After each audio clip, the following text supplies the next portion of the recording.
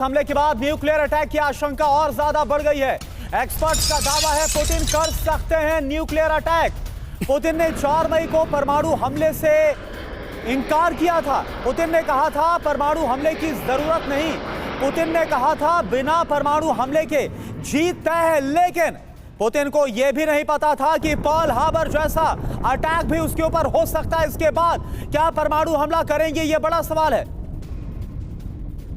और देखिए एक और बड़ी खबर, रूस के अंदर क्या हो रहा है। हमले के बाद रूस में हाई अलर्ट है। राजधानी मॉस्को समेत कई शहरों में। जी हां, हालांकि पुतिन ने 4 मई को कहा था कि परमाणु हमले की जरूरत नहीं है, लेकिन 1 जून के हमले के बाद परमाणु हमले की आशंका बढ़ गई है। और अगर परमाणु युद्ध हुआ तो क्या होगा, हम आपको यह बता देते हैं, क्योंकि इस बात की आशंका तो जताई जा रही है। पुतिन संयम से काम लें, यह दुनिया उम्मीद करेगी, लेकिन होगा क्या यह फिलहाल कोई नहीं जानता।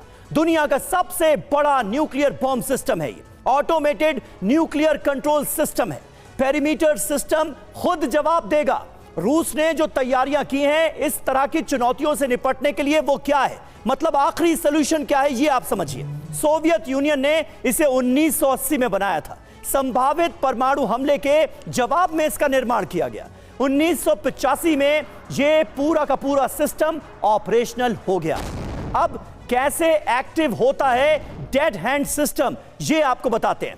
पहले ये मॉनिटरिंग करता है, कम्युनिकेशन फ्रीक्वेंसीज जो हैं वो भेजी जाती हैं, रेडिएशन लेवल चेक किया जाता है, एयर प्रेशर चेक किया जाता है, हीट, भूकंप जैसी हलचल को मापा जाता है। न्यूक्लियर अटैक होने पर पेरीमीटर एक्टिवेट हो जाता है और फिर अपने आप खुद ब खुद एक कमांड रॉकेट लॉन्च होता है।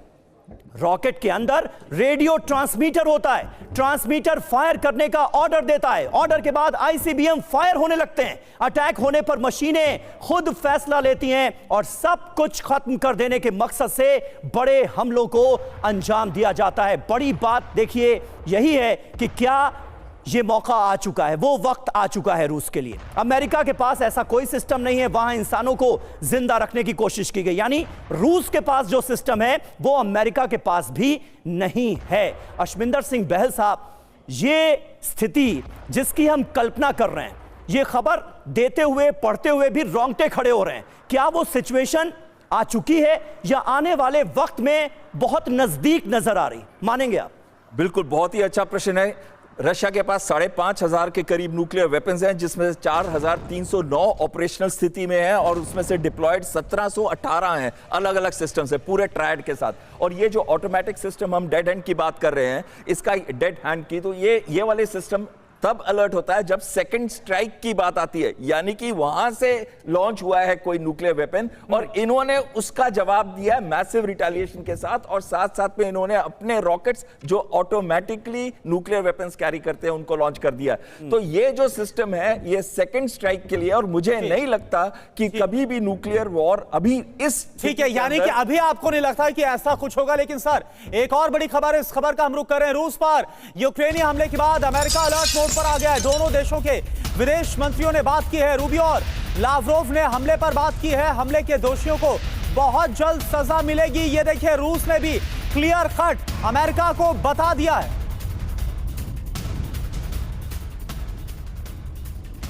और देखिए रूस पर हमले के बाद आ गया ज़ेलेंस्की का बयान। रूस पर हमला यूक्रेन की बहुत बड़ी उपलब्धि है। ये ऑपरेशन इतिहास के पन्नों में दर्ज हो चुका है, ये कह रहे हैं ज़ेलेंस्की, अपनी पीठ थपथपाते हुए नजर आ रहे हैं। हमले में रूस को बड़ा नुकसान हुआ है। यूक्रेन ने रूसी एयरबेस को टारगेट किया। तो ज़ेलेंस्की कह रहे हैं कि ये यूक्रेन के लिए बहुत बड़ी अचीवमेंट है, निश्चित तौर पर है, लेकिन इस उपलब्धि का क्या खामियाजा भुगतना पड़ेगा यूक्रेन को, अब सबकी नजरें इस बात पर हैं।